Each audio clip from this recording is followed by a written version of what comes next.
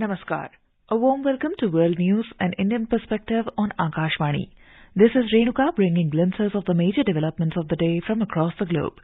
Over the next half an hour, we shall bring to you the latest from the world of politics, economy, sports, entertainment and more.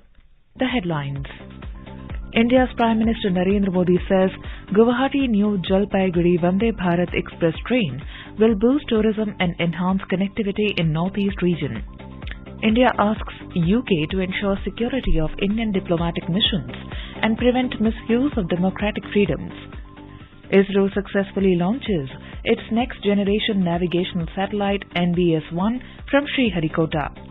India's public sector Satluj Jal Vidyut Nigam to develop second hydropower project Arun 4 in Nepal. Cambodian King Norodom Sihamoni arrives in New Delhi on a 3-day visit to India. In Turkey, President Tayyip Erdogan wins presidential election, extending his rule to a third decade. And in IPL cricket, title clash underway between Gujarat Titans and Chennai Super Kings in Ahmedabad.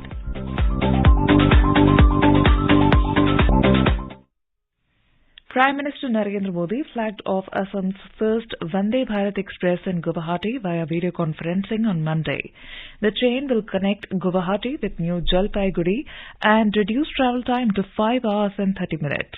The Prime Minister also inaugurated a newly constructed diesel-electric multiple unit and mainline electric multiple unit shed at Lumding in Assam. He dedicated 182 route kilometers of newly electrified sections, which will open the doors for trains running on electric traction to enter Meghalaya. Addressing the gathering, Prime Minister Modi expressed his delight at the accomplishment of major development projects in the Northeast.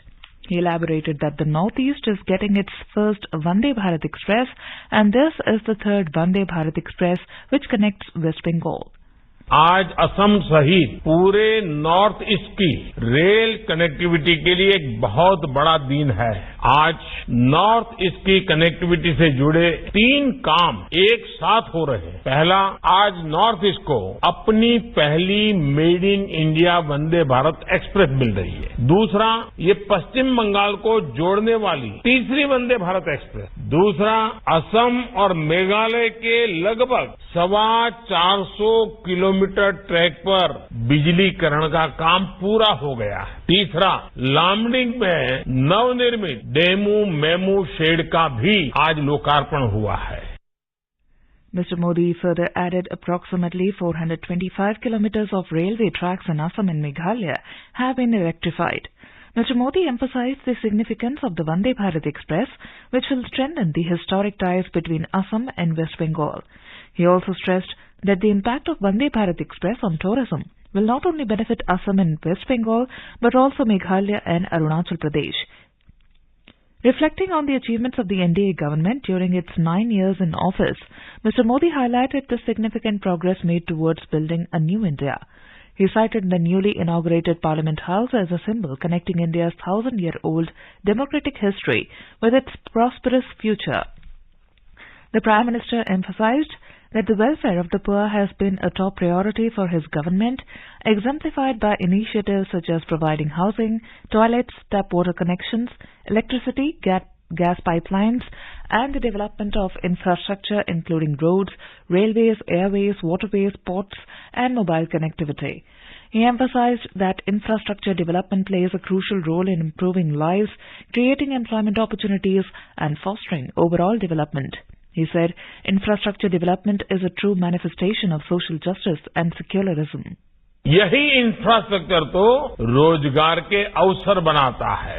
यही infrastructure तेज विकास का आधार है। यही infrastructure गरीब, दलित, पिछड़े, आदिवासी ऐसे हर वंचित को सशक्त करता है। इंफ्रास्ट्रक्चर सबके लिए है, समान रूप से हैं, बिना भेदभाव के हैं और इसलिए ये इंफ्रास्ट्रक्चर निर्माण भी एक तरह से सच्चा सामाजिक न्याय है, सच्चा सेक्युलरिज्म है। During his speech, the Prime Minister announced that all capital cities of the Northeast will soon be connected through a broad gauge network and investments of 1 lakh crore rupees are being made for these projects. External Affairs Minister Dr. S. Jaishankar on Monday met Minister of State, Foreign, Commonwealth and Development Affairs of the United Kingdom, Tariq Ahmed, in New Delhi. They discussed a broad range of issues from free trade agreement and South Asia to Indo-Pacific and G20. Dr. Jaishankar emphasized the obligation to ensure the security of Indian diplomatic missions and prevent the misuse of democratic freedoms. Minister of State for External Affairs V. Muralidharan will be on a 4-day visit to Negara, Brunei Darussalam and Malaysia from Tuesday. During his 2-day visit to Brunei, he will engage with Indian diaspora members in the country. It is estimated that over 14,000 Indians have made Brunei their home. The minister will witness cultural performances organized by Indian associations in Brunei as part of Azadi Ka Amrit Mahotsav celebrations. This will be the first visit of the minister to Brunei and also the first ministerial visit from India to the country since October 2019. In Malaysia, Mr. Muralidharan will hold a bilateral meeting with Deputy Minister of Foreign Affairs, Datuk Mohammed bin Al-Alamin. He will also meet the Minister of Human Resources of Malaysia, V. Sivakumar. The minister will take part in the inauguration of the first ever Persons of Indian Origin PIO Day, Malaysia Apravasi Divas, and will launch the PIO International Festival to be held from the 2nd to the 4th of June. He will address the Indian community and diaspora at the Pravasiya Bharatiya Utsav. With 2.75 million PIOs, Malaysia is home to the second largest PIO population in the world. Mr. Muralidharan will deliver a keynote address at an international conference titled India-ASEAN Dynamics in the Emerging Indo-Pacific Order, Pathways to Cooperation Beyond Third Decade, organized by the High Commission of India in Kuala Lumpur, in collaboration with the Center for ASEAN Regionalism University, Malaya and Asia-Europe Institute. He will also interact with leaders of Indian community associations and leading business associations in India and Malaysia. This is the first ministerial visit to Malaysia after the formation of a new government in Malaysia in November last year. India's Education Minister Dharmendra Pradhan, who is on a 3-day visit to Singapore, met Deputy Prime Minister Lawrence Wong on Monday. They had discussions on strengthening the existing cooperation between India and Singapore and deepening engagements in skill development as well as technical and vocational education. Mr. Pradhan said the emerging future is a world of unlimited opportunities. He and Mr. Wong agreed to work together for mutual benefit, create opportunities for lifelong learning, build a future-ready workforce, and also make knowledge and skill development a key pillar of the India-Singapore strategic partnership.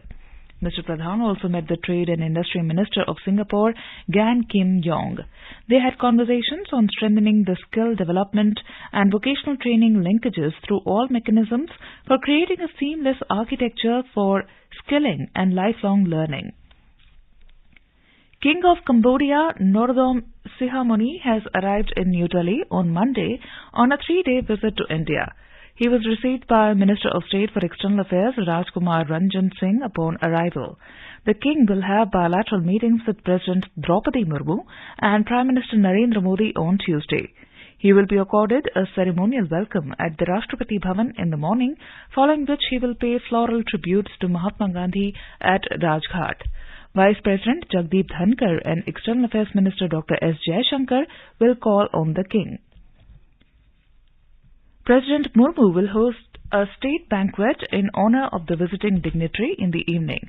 The visit marks the culmination of the celebrations of the 70th anniversary of diplomatic relations between India and Cambodia. This visit by the King of Cambodia is taking place after almost 6 decades, with the last being that of the current king's father in 1963. Our correspondent reports India and Cambodia enjoy warm and friendly relations, marked by civilizational, cultural and economic linkages and deep-rooted people-to-people ties. The Indian Space Research Organisation, ISRO, on Monday launched its next-generation navigational satellite, NVS-1, successfully. The satellite was launched on board Geosynchronous Satellite Launch Vehicle, GSLV, at 10:42 a.m. from Satish Dhawan Space Center in Sriharikota, Andhra Pradesh. The primary objective of this mission is to deploy the NVS-1 navigation satellite, which weighs approximately 2,232 kilograms. This satellite belongs to the second generation of satellites envisioned for the navigation with Indian Constellation series. India will join 3 other nations in setting up not only a Constellation series but also on the operationalization of the rubidium clock made indigenously. ISRO scientists have proved yet another difficult experiment by their successful mission. The orbit-raising maneuvers will be used for taking the satellite to the destined level in 2 days. The data from the satellite will be used for individual and strategic purposes. The chairman, ISRO, Somnath, was jubilant in announcing the launch of Chandrayaan-3 in July this year. ISRO looks forward to sending some more GSLV, PSLV missions and also projects with NASA. Directors in ISRO said that though there were initial hiccups in launch of GSLV missions, the government had encouraged and lent full support to the scientists in carrying forward GSLV missions. In today's Hotspot section, we bring you a news commentary on ISRO Next Generation Navigation Satellite. ISRO's GSLV F-12 rocket with NVS-01 satellite was successfully launched at 10:42 from Sriharikota on the 29th of May 2023. The satellite was launched on board Geosynchronous Satellite Launch Vehicle GSLV at 10:42 a.m. from Satish Dhawan Space Center in Sriharikota, Andhra Pradesh. The satellite, weighing 2,232 kilograms, is the first of the second-generation satellites envisaged for the navigation with Indian Constellation series. The data from the satellite will be used for individual and strategic purposes.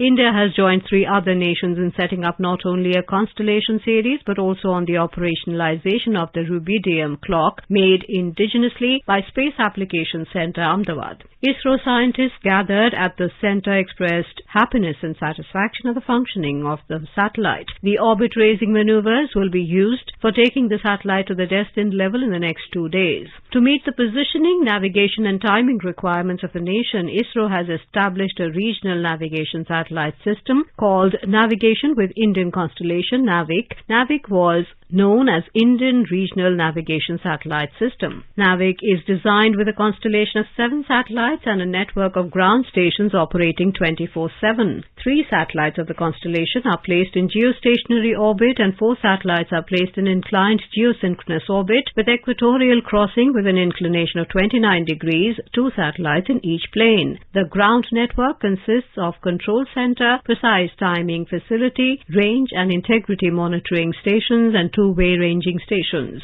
NAVIC SPS signals are interoperable with the other global navigation satellite systems. Signals like GPS, GLONASS, Galileo and Beidou. Standard position service for civilian users and restricted service for strategic users. NAVIC coverage area includes India and a region up to 1,500 kilometers beyond the Indian boundary. Signals from NAVIC are designed to provide user position accurate to better than 20 meters and timing accuracy better than 50 nanoseconds. NVS-01 is the first in the series of 5 satellites to be launched of the next generation NAVIC satellite aimed to augment the navigational capabilities of the country. The satellite has a mission life of 12 years and is powered by 2 solar arrays and lithium-ion batteries capable of generating up to 2.4 kilowatts of power during an eclipse. The NVS series of satellites will maintain and enhance NAVIC with advanced features. The key applications of NAVIC include terrestrial, aerial and maritime navigation, precision agriculture, geodetic surveying, emergency services,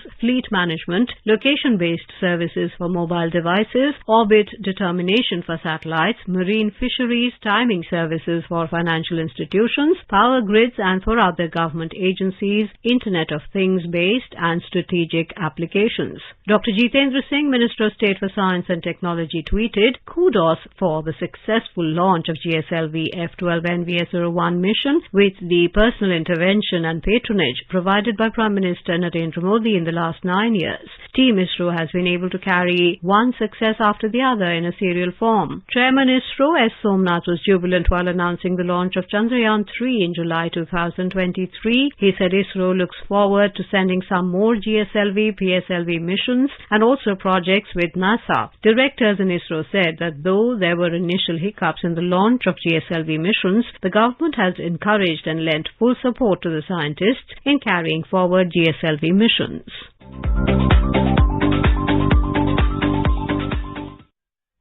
President Draupadi Murmu will be on a 6-day state visit to Suriname and Serbia from the 4th of next month. The President will be on a 3-day visit to Paramaribo, Suriname, at the invitation of the President of Suriname, Chandrika Prasad Santokhi. She will be the chief guest of the celebrations organized on the 5th of June in commemoration of the 150th anniversary of the arrival of Indians in Suriname. President Murmu will hold bilateral talks with President Santokhi.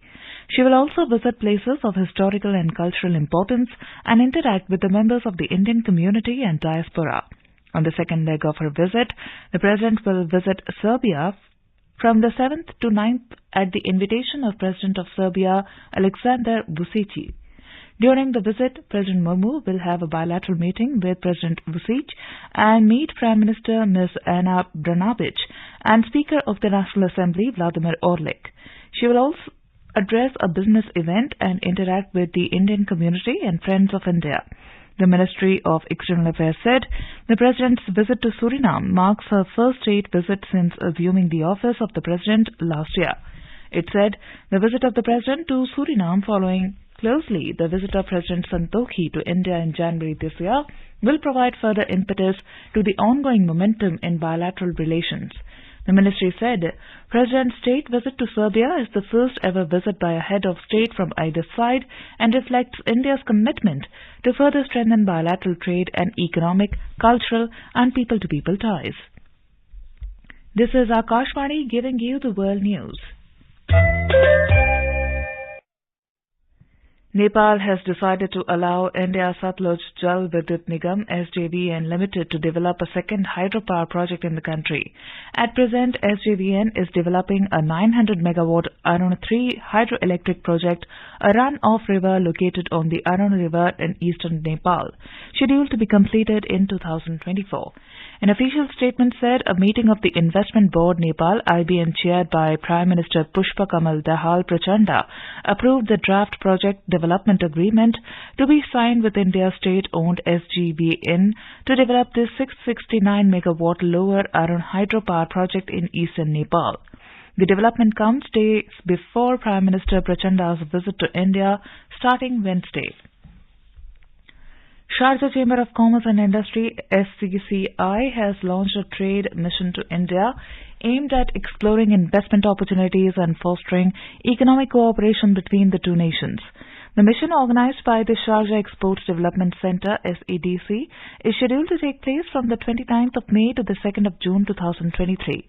Led by Abdullah Sultan Al Owais, chairman of the SCCI, the high-profile delegation comprises officials such as Walid Abdul Rahman Bukhater, second vice chairman of the board of directors SCCI, Ahmed Mohammad Obaid Al Nabuda, board member SCCI, and Abdulaziz Mohammad Shattaf, assistant director general of the communication and business sector at Chamber. The delegation also includes prominent manufacturers and traders from Sharjah. During the trade mission, the delegation will visit Mumbai and New Delhi, where they will establish business forums and hold meetings with Indian business communities. In Turkey, President Recep Tayyip Erdogan has won presidential election, extending his rule to a third decade. Erdogan defeated opposition leader Kemal Kılıçdaroğlu in runoff vote on Sunday. With 99.43% of the votes counted, preliminary official results announced by Turkey's Supreme Election Council, YSK, showed Erdogan winning with 52.14% of the votes. Kılıçdaroğlu received 47.86%. The result is expected to be confirmed in the coming days. The vote seals Erdogan's place in history as he extends his 20-year rule for a further 5 years. Japan has put its ballistic missile defenses on alert, vowing to shoot down any projectile that threatened its territory. In a statement, Japan's defense minister said they will take destructive measures against ballistic and other missiles that are confirmed to land in their territory. The statement came on Monday after North Korea notified it of a satellite launch between the 31st of May and the 11th of June. Japan expects North Korea to fire the rocket carrying its satellite over the southwest island chain as it did in 2016. North Korea said it has completed its first military spy satellite and leader Kim Jong-un has approved final preparations for the launch. Belarus political activists organized protests in Germany to observe May the 28th as Black Day against the Pakistani nuclear tests. The Belarus National Movement staged a protest and rally in Göttingen city on Sunday. On May the 28th, 1998, Pakistan carried out a nuclear test at Chaghai, Balochistan, which led to severe aftermath effects in the region. India's Minister of State for Defence, Ajay Bhatt, has said that J&K Union Territory has witnessed tremendous development during the last 9 years of the Modi government. Addressing a press conference in Jammu, the minister said the successful conduct of the G20 summit in Kashmir Valley has sent a message to the entire world that things have changed for the better in J&K during the last 9 years of the Modi government. Mr. Bhatt said that J&K is witnessing very high tourist footfall. He said there is peace and calm and no atmosphere of fear is in Kashmir Valley. The MOS Defence said that J&K is now progressing along with other parts of the country. He further stated that under the leadership of Prime Minister Narendra Modi, India has made strides and has become the 5th largest economy. The third Startup 20 engagement group meeting under India's G20 presidency will be held in Goa on 3rd and 4th of next month. Briefing media in New Delhi on Monday, Startup 20 India Chair and Mission Director of Atal Innovation Mission, Dr. Chintan Vaishnav said, the focal point of the meeting will be to build consensus on the draft policy communique which the Startup 20 recently published asking the public for feedback. He said the meeting will feature a startup showcase, talks as part of the Startup 20 X series, cultural experiences and discussions on the implementation and benefits of the ideas outlined in the document. Dr. Vaishnav informed that dignitaries from state, central and international levels are expected to be present at the meeting. The third Startup 20 Engagement Group meeting will bring together international delegates and experienced members of the Indian startup ecosystem, fostering collaboration and knowledge exchange. The event will offer various stimulating sessions, including presentations by task forces on the final policy communique, closed group country huddles, closed-door HOD meetings, etc. These sessions will provide a platform for engaging discussions, fostering collaboration, and advancing initiatives that will shape the future of startups and entrepreneurship across G20 nations. Senior Advisor in the Department for Promotion of Industry and Internal Trade, DPIIT, Rupa Datta, also informed the media about the meeting. Under India's G20 presidency, Startup 20 serves as a prime opportunity to foster collaboration, exchange ideas and shape the future of startups and entrepreneurship on a global scale. Key domestic indices today logged gains of over 0.5%. The Sensex at the Bombay Stock Exchange finished near the 62,850 level, while the Nifty at the National Stock Exchange settled close to the 8,600 mark. Both indices rose amid mixed cues from global share markets. A report from the Business Desk. Sensex climbed 345 points or 0.55% to finish at 62,846. Nifty appreciated 99 points or 0.54% to end at 18,599. Asian stocks ended mixed. Japan's Nikkei 225 climbed 1%. South Korea's Kospi rose 0.2%, while China's Shanghai Composite Index appreciated 0.3%. On the other hand, Hong Kong's Hang Seng declined 1%, while Singapore's Straits Times Index fell 0.4%. European markets were also trading in in mixed and in a narrow range in intraday trade. Oil prices were steady after U.S. leaders reached a tentative debt ceiling deal, possibly averting a default in the world's largest economy and oil consumer, but concerns about further interest rates hikes capped gains. In intraday trade, Brent crude was trading at $76.56 a barrel. Back home, gold prices at multi-commodity exchange for June contracts were trading at around 59,558 rupees per 10 grams. On the other hand, silver was trading at 71,227 rupees per kilogram for July contracts, and in the forex market, the rupee closed at 82 rupees and 63 paise against the US dollar. This is Lalema Aneja Dang for World News Akashvani. In IPL cricket, chasing a victory target of 215 runs set by defending champions Gujarat Titans, Chennai Super Kings were 4 for no loss in 0.3 overs in the final match at Narendra Modi Stadium in Ahmedabad when the play was stopped due to wet outfield. Gujarat Titans scored 214 runs for 4 wickets in stipulated 20 overs. Earlier, Chennai Super Kings won the toss and opted to bowl. Due to persistent rain in Ahmedabad last night, the final match was postponed to be played today. This is the first time in IPL history that a summit clash was moved to a reserve day. If MS Dhoni-led Chennai Super Kings manage to win the final, it will be their 5th IPL title. Hardik Pandya-led Gujarat Titans, on the other hand, will look to successfully defend their title. And now let us take a look at the major developments around the world as reported in the foreign press. Washington Post reports Texas Republicans pass bills changing election policies for a large Democratic county. The Wall Street Journal reports Biden, McCarthy agree to final details of debt ceiling deal. The Japan Times reports Japan issues destruction order after North Korea announces satellite launch window. South China Morning Post writes, U.S.-Australian military staff tour China's Beijing garrison despite freeze on top brass talks. Le Monde reports Paris hosts crucial negotiations on plastic pollution, historic debacle for socialists in Spain's local elections. The Globe and Mail writes, wildfires rage in Nova Scotia and Alberta, pushing hundreds to evacuate. And now a quick look at the headlines once again. India's Prime Minister Narendra Modi says Guwahati New Jalpaiguri Vande Bharat Express train will boost tourism and enhance connectivity in Northeast region. India asks UK to ensure security of Indian diplomatic missions and prevent misuse of democratic freedoms. ISRO successfully launches its next-generation navigational satellite NBS-1 from Sriharikota. India's public sector Satluj Jal Vidyut Nigam to develop second hydropower project Arun 4 in Nepal. Cambodian King Norodom Sihamoni arrives in New Delhi on a 3-day visit to India.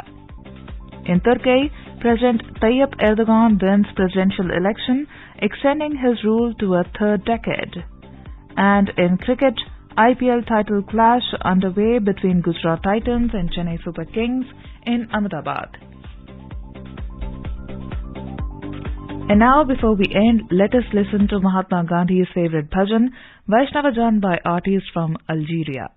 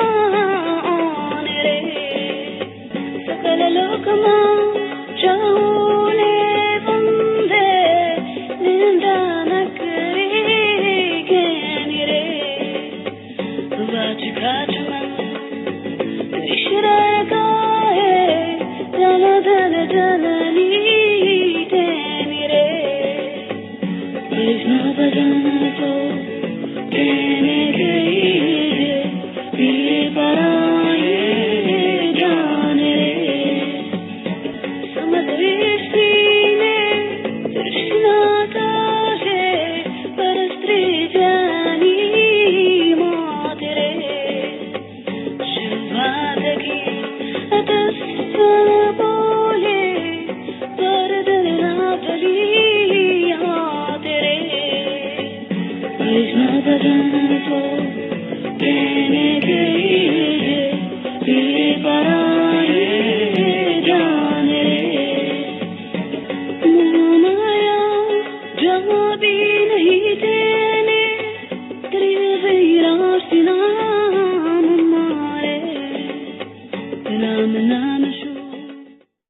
And with that, we end this bulletin. We'll be back at the same time tomorrow with the next edition of World News.